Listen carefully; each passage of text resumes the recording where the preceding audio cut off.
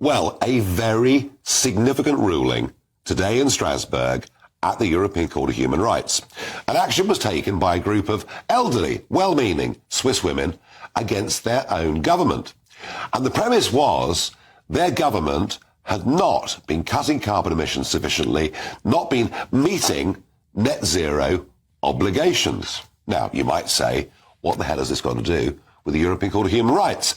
Something that was set up post-war to stop abominations such as the discrimination against the Jews that ended up with the Holocaust. But as I've said to you many, many times in the past, the ECHR is all about judicial activism. It's all about expanding its reach. Well, boy, it did this morning because the European Court of Human Rights has decided that under Article 8 of the Convention, which is the right to life, that actually governments have a duty to protect people from climate change. And most significantly, this ruling is binding and can trickle down to influence the law in all 46 countries that are signed up to ECHR, including the United Kingdom. Yep, the right to respect for private and family life has been used to say that governments have a duty to fight climate change, to meet their net zero obligations. Now, to me, this just says what I've been saying for years anyway, that we should have no part of this thing whatsoever. I think the implications for not just national sovereignty, but for general elections are very, very serious indeed. Well, somebody who may have a slightly different point of view is Tim Crossland, who joins me here, director of Plan B, a charity that uses legal action to tackle climate change. Now, I'd imagine you're delighted. Certainly am. And one thing we agree with you about is the significance of this ruling. It's huge. Because it isn't just those women in Switzerland. As you say, there are 46 countries who are part of the Council of Europe, to be distinguished from the European Union, of course. And this ruling is relevant and binding to all of those countries. So it's hugely significant to those women in Switzerland. It's hugely significant to the people of Switzerland, but it's just as important to people here in the UK. Yeah, I mean, its linkage to the European Union is actually quite strong. There are interconnecting corridors from the European Parliament straight into the European Court of Human Rights. And of course, you can't be an EU member without first signing up to ECHR. So they're separate. It's EU plus, yes. Yeah, that's right. And we opted with Brexit to stay part of this. Here's the point. Here's the point, Tim, I think that matters. If this court has judged, and I'm going to quote it again, that governments have a duty to protect people from climate change. Now, whatever that means, but we're talking here about the theory that man-made CO2 is leading to global warming. That's what we're talking about. The scientific evidence we're talking about. We're talking about the 3% every year of CO2 emissions that are man-made. Well, that's not what the science says. And some say 5%. No, the science says that the climate change that we've seen since 1750 is attributable to human carbon emissions with a high level of certainty. That is what the science says, and it's really But here's my point. Only 3 to 5% of all CO2 produced every year is produced by man. The rest is naturally occurring. But either way, we can argue that, you and I, until the cows come home. We're not going to do that. We haven't got time. There are other scientists with different points of view, although I would accept there are more scientists who take your side of the argument at the moment. the scientific consensus. Yeah, but it's not universal, but there is a consensus amongst many of them. I agree with that. But here's the point. What if I stand for the general election and I say, this is a load of cobblers. This is a complete load of nonsense. CO2's got nothing to do with global warming. It's all about sun activity. And I win a majority in the House of Commons and form a government. What this judgment means is that I won't be allowed to carry out the will of the people if I stay a signatory to the ECHR. That is the rule of law that you've just described. We have democracy and the rule of law. And the point of the rule of law is that the powerful are held to account, the vulnerable are protected, and we have a law that protects people's right to family life, their right to health. That falls within the scope of Article 8. And it's not so different from all the other international agreements we have, whether around nuclear proliferation, whether around free trade. We have international agreements around those things. So should we just scrap elections and just say, ECHR, you tell us what to do, boys, and we're happy with that. Well, of course not. But this is an act of Parliament, the Human Rights Act, that was voted on by our parliamentarians with a huge level of support. In the last century, you know, time has moved on since the Human Rights Act. Time has moved on a lot since the incorporation of the ECHR over 75 years ago. You see, the point I'm making, Tim, is whatever points of view we have on this, and we disagree, should a court in Strasbourg, made up of people, most of whom aren't even legally qualified, they're jurists, it's this very strange European concept, should they be able to overrule the wishes of the British electorate and the British government?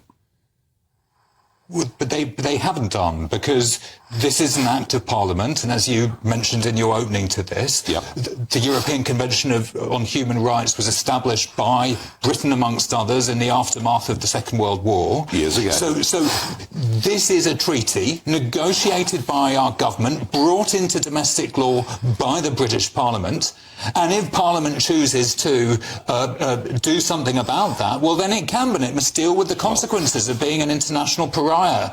The only country to have left this in recent years is Russia. And if we want to put ourselves into that camp, well, so be it. But that's a matter for Parliament. Hey, we're the first country since Greenland to leave the European Union. I mean, you know, countries make decisions. I mean, I was brought up to believe that no Parliament may bind its successor. That the whole point of elections was you could change the laws under which you live by voting differently at the next general election. I think this somewhat undermines that. I think we should talk a little bit about the proposition behind this, yep, which is the duty of a government to protect its people. That doesn't seem to me a particularly radical proposition if the scientific consensus is the climate crisis is an immense danger, not just in the future, but now.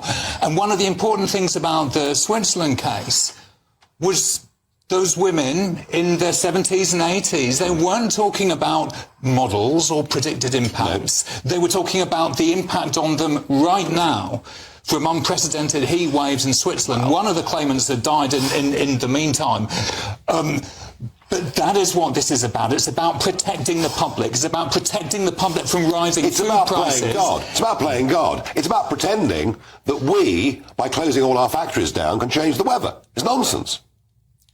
Well, that's your anti-scientific consensus view. Okay. It is not what the science says. What the science says is that Britain has lost 40% of its wheat crop due to the climate crisis. That's not prediction, it's fact. What we're seeing is around the country, homes becoming uninsurable because they've been flooded so often, you can't get insurance anymore. Tim, this has been happening all through the millennia, where climates have changed. I want to put this point to you, a slightly different point, but an important point, I think. There is, as you know, a general election coming up in India this year.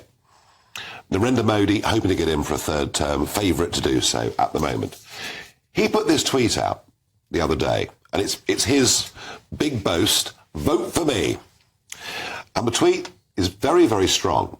It says, a remarkable feat, crossing 1 billion tonnes in coal and lignite production marks a historic milestone for India, reflecting our commitment to ensuring a vibrant coal sector. So here we have India, with 1.4 billion people, boasting that they're now themselves mining over 1 billion tonnes of coal a year and burning it in their own country. We have the fact that China has put out more CO2 in the last 10 years than we ever have since our nation was founded. The real point of this is that our CO2 commitments, our net zero commitments, are deindustrialising our countries, putting huge bills on ordinary consumers, when Indonesia, India and China dwarf anything that we're doing. Are we not handicapping ourselves all the while India and countries like that are doing what they're doing? The City of London is financing 15% of global carbon emissions around the world. 15. We live in a 15%. Yeah. We live in a globalised economy. Yes. A lot of those fossil fuel projects around the world are supported by our lawyers, our bankers, our financiers, our insurers. Yeah. So we're part of all of this. Separating we're a tiny part of it. 15%? A tiny part of it? Well, even 15%. Look, of global emissions, is that a tiny part of it, really? We will burn 4 billion tonnes of coal this year in the world. 4 billion tonnes of coal. And here we have the ECHR telling us that no future British government, all the while we keep the Human Rights Act, no future British government can change policy. That's not what it's saying. It's saying there's an obligation on governments to protect their people from scientifically established threats. That's what it's saying. And it's not prescriptive in any way. It specifically says we cannot tell the government how to implement this. No. All we can do is direct the government to follow the science. Yeah. And the science says that the British public is in serious danger beyond 1.5 degrees of warming. Therefore, the British government must play its part in aligning its policies to that goal.